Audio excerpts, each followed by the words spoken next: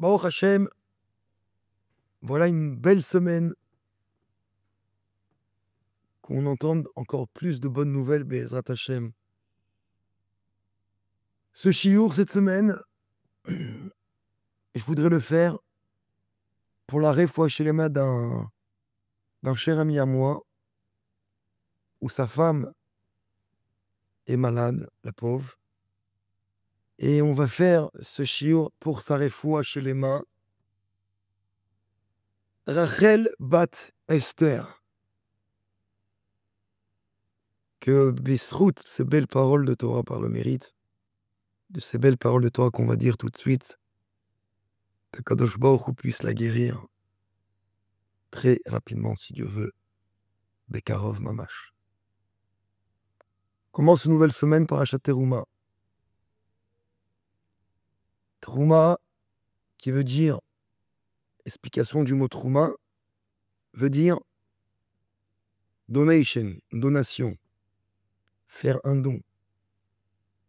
Alors bien sûr que le mot Teruma, il y a aussi d'autres explications, mais pour le moment, on va essayer de se baser sur l'explication du mot Teruma, qui veut dire faire un don. On le sait que dans la paracha de cette semaine, le peuple juif se réunit pour construire un Mishkan, un Migdash, un endroit où ils peuvent se réunir et prier à Akadosh Baruch Hu. Ce Mishkan a eu besoin de réunir beaucoup de sommes d'argent pour pouvoir construire ce magnifique Mishkan dans lequel on peut prier à Akadosh Baruch Hu. Comme vous voyez, en général dans une choule,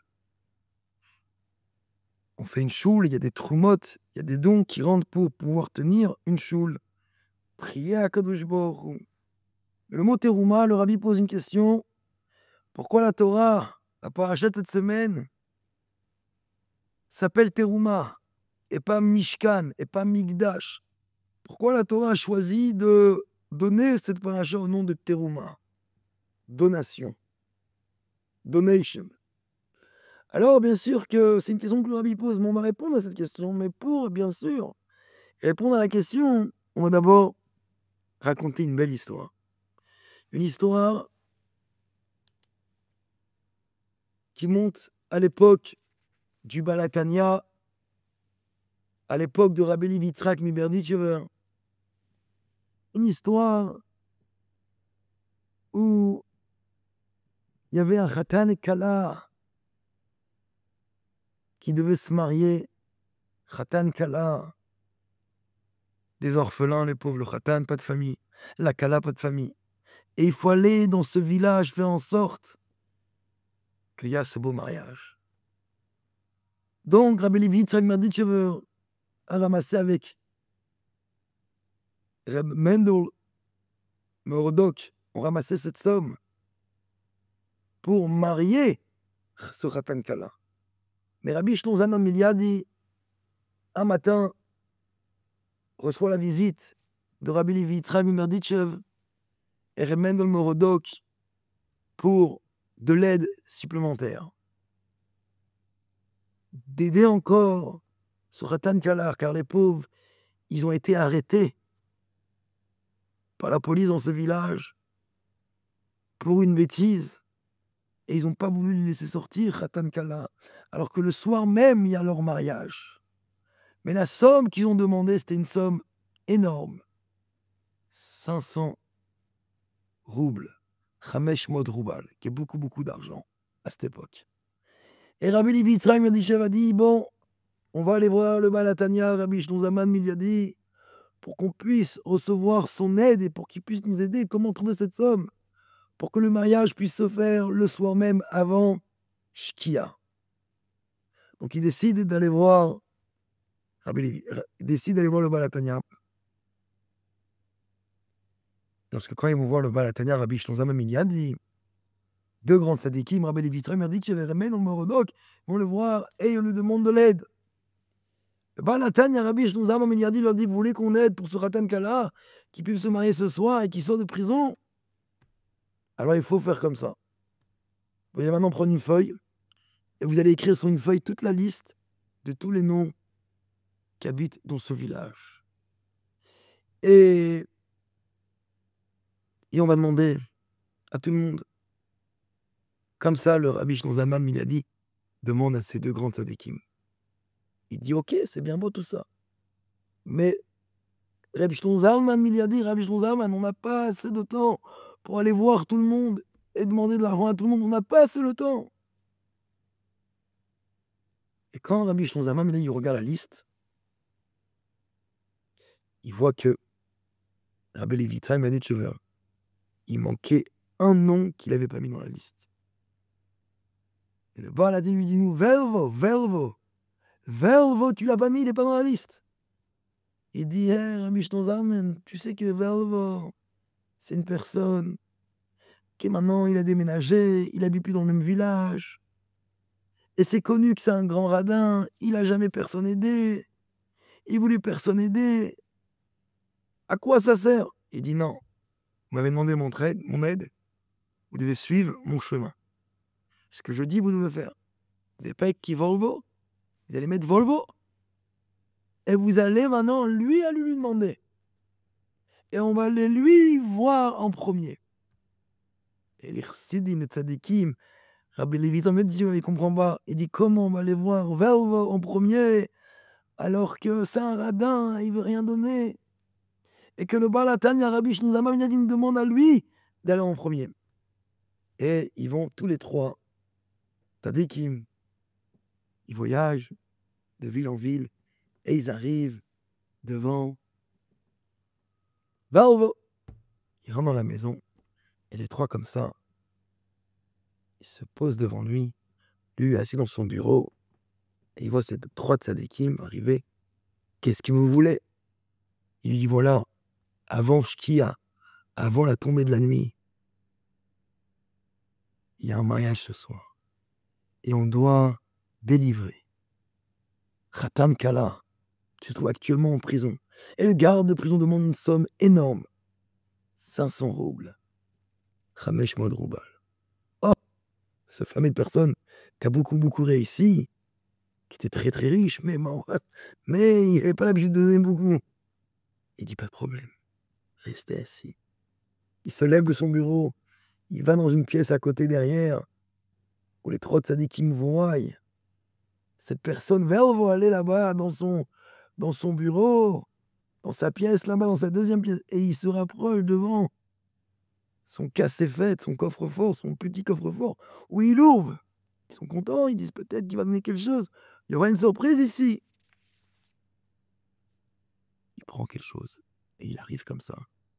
Et il prend, et il met dans la main de Mendel Merodok. Il ouvre la main, et il voit un penny. Il voit une ancienne pièce, toute petite, toute sale, toute vieille. Et ils sont choqués. Ils ne comprennent pas. Mais Rabbi Shlomo Zalman, il a dit, au moment même, il leur dit, tout va bien, ne vous inquiétez pas. Rabbi Shlomo Zalman dit à ce bon juif, qui a à peine donné un penny, il lui dit, merci beaucoup pour ce penny. Merci beaucoup pour votre générosité de voir aider Khatan Kala. Il se lève et quitte la pièce. Le coup après, revenez. Rasseyez-vous. Et il retourne dans sa pièce. Il retourne dans la pièce et il va là-bas dans le coffre-fort et il prend encore un peu plus d'argent. Et il donne dans la main de Remen Lorodoc. Il ouvre. Là, c'est pas un penny, mais là, il voit un petit peu plus d'argent. Mais bon, qui va pas arriver du tout à la somme qu'il faut, Bichlal. Rabbi Shlomo Zalman, il a dit, leur dit, on dit merci. Ils disent merci et ils sortent de la pièce. Et là, à nouveau, une troisième fois. Velvo, ce juif, Baruch Hashem, bien dans les affaires. Mais radin, il leur dit, revenez, asseyez-vous. Et là, il retourne dans sa pièce, et il reprend un peu d'argent, et il leur redonne. Et on dit que cette histoire-là, ils sont levés, ils sont assis, levés, pendant des dizaines et des dizaines de fois, jusqu'à qu'à la fin, Baruch Hashem, ils ont eu les 500 roubles. toute la somme qu'il fallait, Baruch Hashem, pour pouvoir sauver ce Ratan Kala. Ils se lèvent, ils disent merci beaucoup. Ils retournent dans leur village. Et Baruch Hashem, très très beau mariage. Ratan Kala, orphelin, ont été délivrés de prison. Et c'était une très très grande mitzvah. Ça, c'est l'histoire. Rabbi Levi m'a dit, et même dans le Morodok, vont voir le Baal Hatanya, Rabbi Shton Zalman Minyadim, vont lui demander qu'est-ce qui s'est passé? Qu'est-ce qui s'est passé ici? Et là, à ce moment-là, Rabbi Shton Zalman Minyadim leur dit, ne croyez pas que j'ai fait un miracle. Ne croyez pas. C'est quand j'ai vu la liste de tous les noms que vous m'avez donnés, j'ai vu qu'avec tous les noms dans le village dans lequel où vous alliez maintenant demander, vous n'allez pas arriver à toute la somme. Premier point. Deuxième point, le seul juif qui n'était pas dans la liste, que lui, le seul, était capable de payer toute la somme, c'était Volvo. Et lui, il fallait qu'on aille le voir. Et c'est pour ça qu'on a été. Et Baruch Hashem, il y a eu cette bonne nouvelle. Le deuxième point important, c'est qu'un rapport maintenant Volvo, qui était quelqu'un de radin, comment tout d'un coup, après une personne connue qui donnait rien, comment c'est possible qu'il a réussi à donner? Et toute la somme, une grande somme. Et il raconte que quand il était jeune, ce jeune Volvo, il était jeune, il avait du mal de donner la tzaka. Et quand il a commencé à avoir des affaires, il réussissait dans ses affaires, il devenait très riche et très riche. Et c'était connu qu'il était radin, mais c'était connu que les gens venaient le voir pour lui demander un peu de tzedaka, un peu de donation. Et il raconte un jour, il y avait un juif qui a traversé de ville en ville, et il est venu me voir, et il m'a demandé un peu de sous pour une mitzvah, et j'ai pris ma poche, j'ai vu dans ma poche, il y avait quoi? J'avais un penny. Je lui ai donné le penny. Ce juif-là qui a voyagé d'un village à un autre village, dans le froid, dans la neige, il était très énervé. Il a pris le penny que je lui ai donné et il l'a jeté. Et il me l'a jeté dans le visage. Il m'a dit, en fait, c'est ça en fait, quoi. On nous dit qu'il faut donner, il faut aider, mais quand on aide, on nous le jette. Donc j'ai décidé que c'est fini, je donne plus rien. Je donne plus rien, je donne plus rien, je donne plus rien. Et ce penny-là, je l'ai gardé dans mon coffre-fort. Et j'ai dit que toute personne qui va venir me demander de l'argent, c'est le penny que je vais vous donner. Et il dit pendant des années, les gens venaient me voir, me demander de la tzaka, je leur donnais un penny. Et le penny revenait dans mon visage à chaque fois.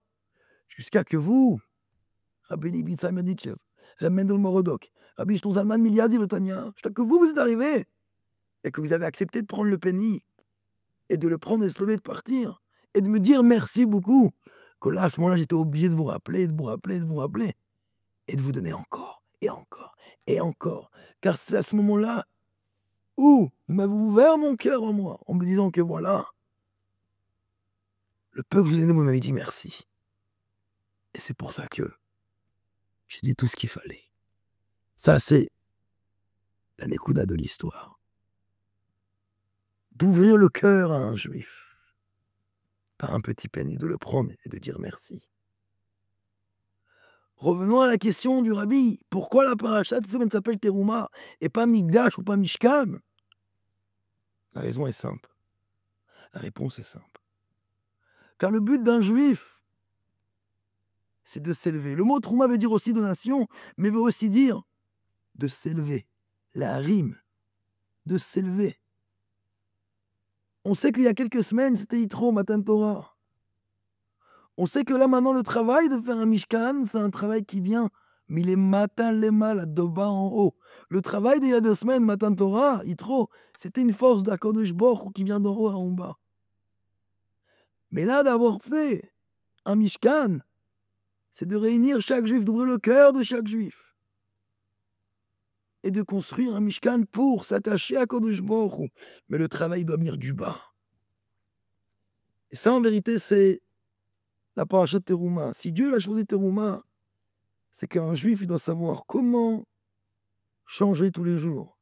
Comment s'élever de niveau en niveau. Si aujourd'hui, je suis le même qu'hier, alors je n'ai pas renforcé ma émouna, je n'ai pas renforcé ma bitachon. Je suis le même. Mais si à chaque fois, chaque jour, lorsque quand je dis Modéani Lefanecha, je remercie Hachem devant Dieu de m'avoir rendu ma neshama pour à nouveau me rendre un bon juif meilleur, une meilleure personne, de penser à un autre juif, de faire ce Mishkan. Alors HaKadosh Baruch Hu, à tout moment, il aime, parce que quand on s'élève, il aime que quand on dévoile son bien qui est en lui, comme le juif verbe, que son cœur, il s'est ouvert, car il a vu qu'il y a un autre juif qui lui dit merci. Quand HaKadosh Baruch Hu, il entend, et il voit qu'on fait un effort pour lui, un petit effort pour lui, et qu'on lui dit merci à chaque fois que HaKadosh Baruch Hu nous donne encore et encore et encore. Que Dieu fasse, quand cette parashat Teruma, on puisse se renforcer tous, avec de l'amour envers le prochain. On puisse se renforcer en créant un mishkan, un mikdash dans notre vie de tous les jours, dans ta maison, dans ta voiture, dans ton bureau. Ça suffit pas de venir prier à la synagogue et de dire que ça, c'est le mishkan où je suis. Le mishkan doit être de partout où je me trouve. Nous-mêmes devons être un mishkan, en nous-mêmes, pour se renforcer et rapprocher la grandeur d'Akadosh Baruch Hu en nous. Et comme ça, on méritera très rapidement, prochainement, la venue du Mashiach avec le troisième Beis Hamikdash. Des bonnes nouvelles.